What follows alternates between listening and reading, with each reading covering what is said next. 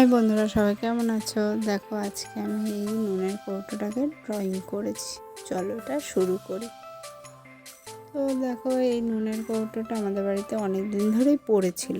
মা হঠাৎ একদিন বললো, তুই এত কিছু করিস, এটাও তো একটু কালার করতেই পারিস, একটু সুন্দর করে কালার করে দে।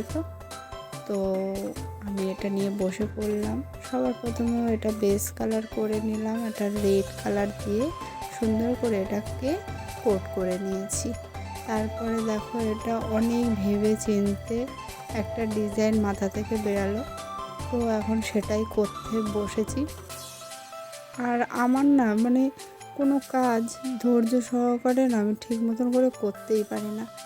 আর তারপরেও আমার একটা ছোট ছেলে আছে, তাকে সামলে এইসব করাটা আমার পক্ষে অনেকটাই অসুবিধা হয়ে যায়।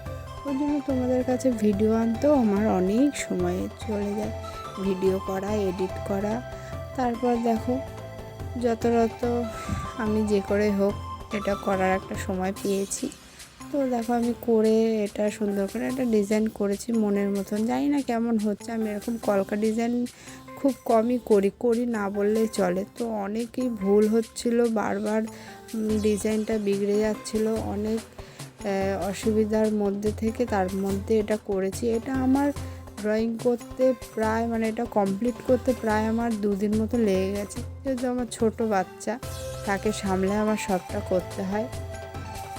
আস্তে আস্তে দেখো এটা আমি পুরোটাই কমপ্লিট করে নিয়েছি। এই উপরটা না একটু ফাঁকা ফাঁকা লাগছিল, তো এবার আমি এইখানটাতে সুন্দর করে মনে হলো একটা পদ্ম ফুল আঁকি।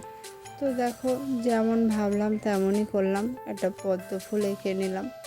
এবার এই উপরটা করে নেওয়ার পরে উপরটা দেখো পুরোটাই ফাঁকা লাগছে, তো আমি এইখানটাতে একটুখানি যেমন তেমন করে এটা কমপ্লিট করে নিলাম।